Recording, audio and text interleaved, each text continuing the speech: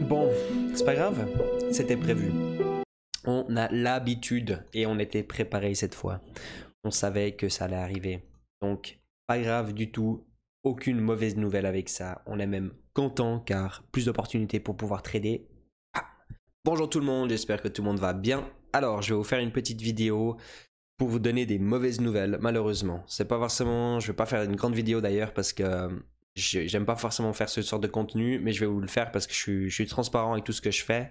Et le but, naturellement, c'est de pas perdre trop d'argent dans ce monde de crypto. Et moi, je l'ai fait. Donc, j'ai fait une connerie et puis je vais vous la partager. Et puis, le but de cette vidéo, finalement, c'est que je vais vous montrer que les petites choses peuvent avoir beaucoup d'impact sur, finalement, tout ce qu'on fait dans le monde du trading. Faut pas oublier que c'est du digital. Donc, la moindre petite chose peut avoir pas mal de conséquences des fois.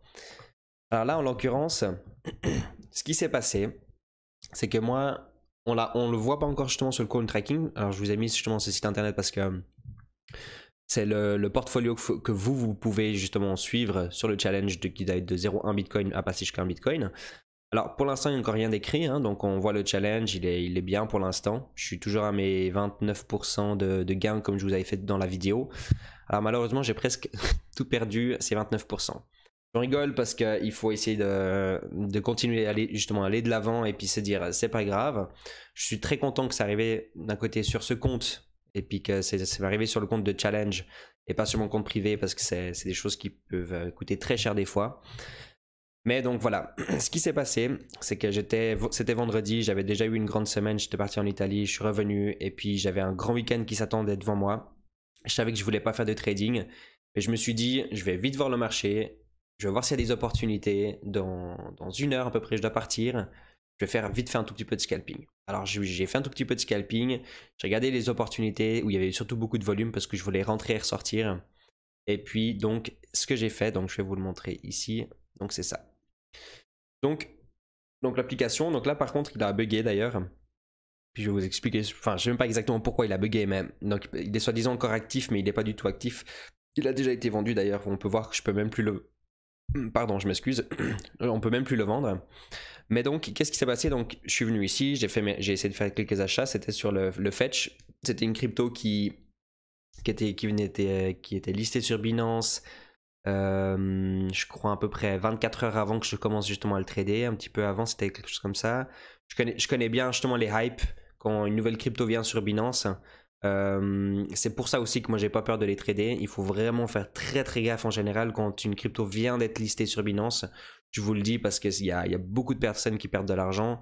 Là ce qui s'est passé c'est un petit peu différent, mais faites vraiment gaffe quand vous tradez ceci parce que il y a beaucoup d'argent à gagner des fois, on a l'impression, mais il faut bien être conscient que c'est plus côté casino que autre chose. Moi je le considère vraiment comme ça.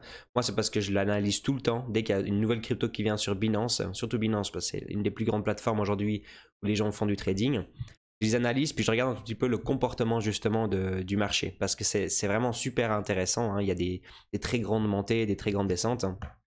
Puis finalement, c'est là où nous, on doit essayer de prendre le plus de potentiel possible pour pouvoir gagner de l'argent.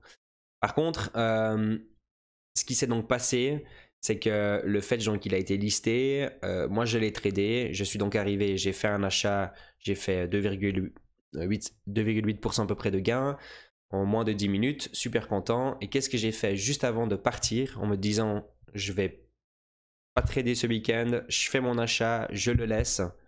Je le mets sur je fais confiance à Trading Profit Tool. Je mets mon achat, je mets mon stop loss et je mets mon activation, mon trading activation, ce qui est donc juste ici pour l'activer à partir de quand est-ce qu'il doit commencer à vendre. Avec le deviation, à partir de quand est-ce qu'il doit le vendre, pardon. Donc moi je l'ai mis ici, donc on peut voir, hein, donc je l'ai mis donc à 1,25% de activation. C'est-à-dire que dès qu'il va toucher 1,25% en vert, il va commencer à être activé et à partir de 0,1% de descente, il va faire sa vente. Donc comme ça, je me suis dit, je vais essayer d'avoir à peu près 1% de gain, voire peut-être plus si d'un coup il y avait un pump avant de partir. J'avais un tout petit peu regardé. Et vu que j'avais fait justement un petit gain juste avant, je me suis dit, je vais mettre mon stop loss à 2,5%. Ça veut dire que je prenais le risque de perdre 2,5% pour gagner à peu près 1%. Mais je me suis dit, j'étais presque sûr de moi-même, je me suis mis dedans et je suis parti. Qu'est-ce qui s'est passé? Donc la crypto, le plus haut qu'il a été, donc c'était ici, hein, donc on le voit, c'était à 0,72%. Donc à 0,5% de plus, il aurait été activé, puis il aurait sûrement été donc du coup vendu, mais ce n'est donc pas été le cas. Donc il n'a pas été activé, donc il a fait juste 0,7% de gain, il a commencé à redescendre. Et moi en fait mon stop loss, donc j'ai voulu le mettre à 2,5% et je l'ai mis à 20,5%. Donc juste parce que j'ai appuyé sur une touche de trop, et puis je me suis pas du coup rendu compte que j'ai mis un stop loss à moins 20% sur un achat qui était très risqué en plus, hein. Eh ben, j'ai mis mon stop loss, je suis parti et puis j'ai rien regardé ce week-end. Donc le lundi quand je me suis réveillé, c'était pas le meilleur lundi naturellement, surtout avec un marché qui est baissier, surtout avec le Ripple qui vient sur Coinbase, puis c'est soi-disant des bonnes nouvelles. Mais c'est pas grave, je me dis, il faut aller de l'avant, c'est pas comme ça qu'on va pouvoir finalement continuer. Si on se base toujours sur ce qui va pas, naturellement on va perdre espoir et puis c'est des choses qui peuvent arriver, il faut vraiment être conscient. Moi ce que je voulais faire vraiment avec ça, c'était bien vous montrer qu'il faut vraiment faire gaffe, parce que ça peut même arriver au meilleur. Même au meilleur. Non. Ce qui peut, c'est que vraiment il faut vraiment faire gaffe. Chaque petite virgule, tout ce que vous faites, c'est vraiment super important. Donc, faites vraiment, enfin, perdez même du temps, quitte à pas faire d'erreur. Là, j'ai payé mon erreur. Hein, je l'ai payé à peu près, bon, vu que j'avais à peu près 1,25, non, 0,125 Bitcoin, donc ce qui représente à peu près 500 $, un peu moins. Donc là, en l'occurrence, j'ai perdu un petit peu plus de 100 $. Heureusement que c'était sur ce compte Binance là. Mais voilà, je voulais partager ça avec vous parce que c'est des choses que j'apprécie pas forcément, mais même quand ça va pas, des fois il faut aussi quand même partager. C'est aussi comme, finalement c'est comme ça qu'on apprend. C'est la toute première fois que ça m'est arrivé, hein, depuis que je trade dans les cryptos, mais ça m'est arrivé, donc vraiment faites gaffe à tout le monde. Je me répète, mais voilà. Donc maintenant j'ai une excuse de plus à finalement faire plein de trading ce mois de mars. D'ailleurs c'était le but, je voulais faire beaucoup plus de trading. Donc je vais faire plus de trading. Comme promis, je vais essayer de faire également des lives. Donc mes lives seront donc sur YouTube, mais j'ai également créé un compte Twitch que je viens de créer. Le nom va peut-être être changé d'ailleurs aujourd'hui ou demain. Je vais peut-être le changer. On va encore regarder avec Greg justement quel nom on va prendre pour la chaîne YouTube. Mais donc, si vous n'êtes pas encore abonné, et puis c'est sûrement pas le cas parce que j'ai pas d'abonnés, j'en suis à 0 pour l'instant.